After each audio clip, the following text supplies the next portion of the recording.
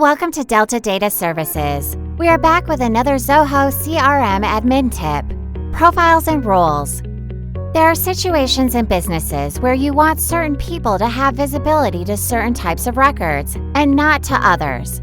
For example, a salesperson in one region not having visibility to the work done by a salesperson in a different region. There are also situations where you don't want everyone to be able to do the same things in the CRM. For example, there are modules that pertain to certain departments and not to others. Or maybe you want to prevent certain staff from being able to delete things in CRM. Well, the way to manage what people can see and do in CRM is based on an important structure of the CRM. This structure is that every record in Zoho CRM has an owner. Making use of the owner structure of Zoho CRM will allow you to define what owners can see what and what owners can do what.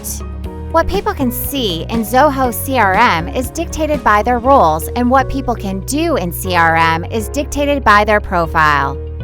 Let's look at roles first. Go to the Setup, and under Users and Control, click on Security Control.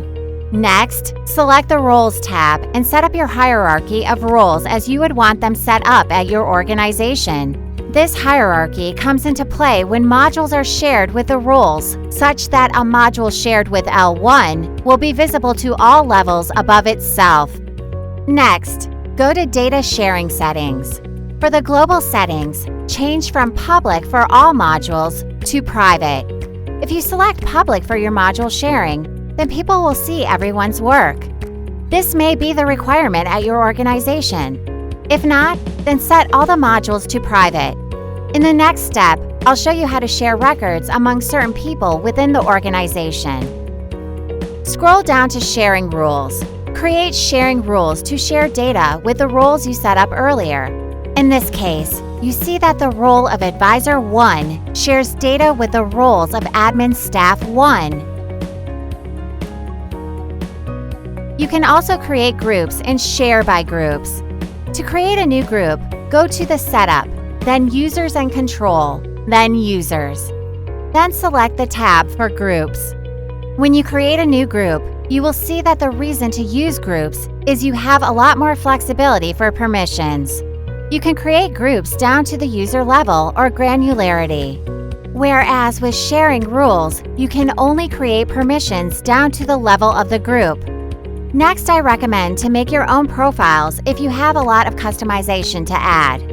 To set up profiles, go to the Setup, the Users and Control, then Security Control. When you create a new profile, you can clone an existing profile like the Administrator or the Standard profiles. You will see below that there are two custom profiles. The Advisor profile is a clone of the Administrator profile, and the Administrative Staff is a clone of the Standard profile. Open the profile and edit the settings of what the users assigned to this profile can do. In this example, Administrative Staff cannot delete records in any of the modules. There are many settings in this page, so scroll down and discover all the ways you can manage what your users can do in the CRM.